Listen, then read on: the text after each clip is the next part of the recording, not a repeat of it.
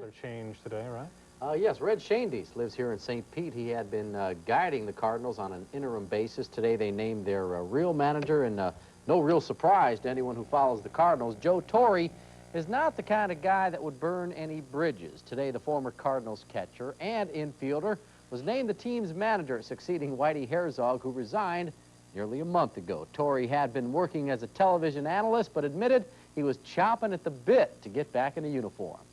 I have to be honest with you, after being out of the game for 5 years plus and broadcasting, a job I really enjoyed doing, and when Maxie asked me if I was interested, I said yes without even thinking about it, because St. Louis has always been special to me. This will be Joe Torre's third time in the hot seat. He previously managed the Mets and the Braves. Over to the scoreboards. California took care of Minnesota 11-5. Blue scores tonight? Okay.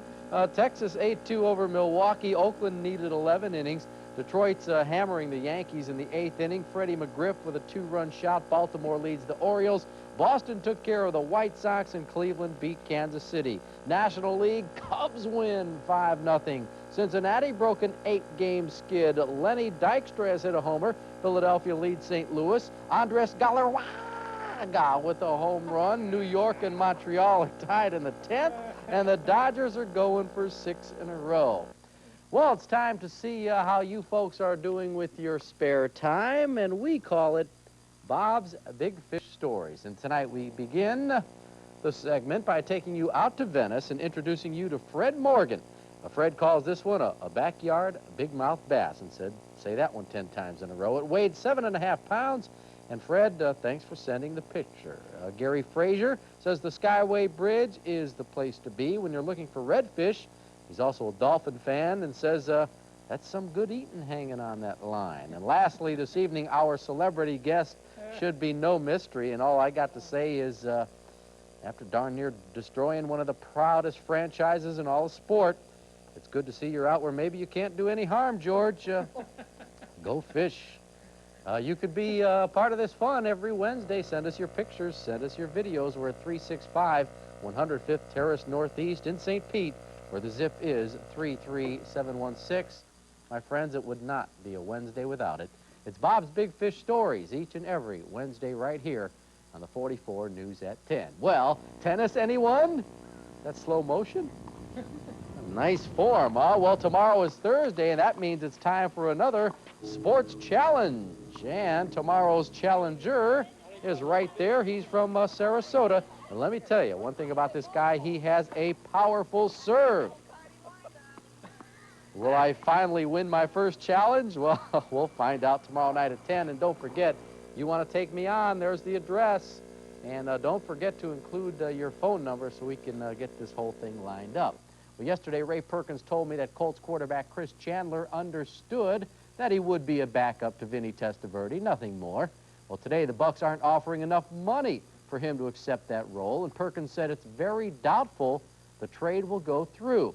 Chandler was to report to the Bucs tomorrow, and if you listen to his Indianapolis teammates, you'll hear they're not shedding any tears over his decision to go anywhere.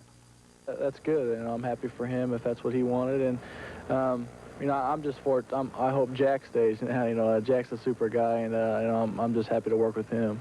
You know, it's a lateral move. You go from being a backup to being a backup. Doesn't make sense to me. That's one of the reasons why I wasn't excited about Tampa in the very beginning myself. He's wanted the opportunity to get out of Indianapolis and out of the Jeff George shadow, so to speak, and you know, we've granted him that opportunity. So. Well, the Miami Dolphins are in Tampa to scrimmage against the Bucs for a few days, and we'll have more on that in tonight's Buck Report. This Buck Report is sponsored by Chambers Hair. I won't say it. After knocking each other around for a week and a half, the Bucs have invited some new blood to training camp. Number 13, Danny Marino, and the Miami Dolphins are in town, and for the next 3 days, they'll be going mano-a-mano with the Tampa Bay Buccaneers. Number 18, Florida State's Terry Anthony, trying to find a spot on the roster. Vinny Testaverde had the gun going. Here, Willie Drury beats the Dolphin defensive back. Don Shula shaking his head, not liking what he sees right here.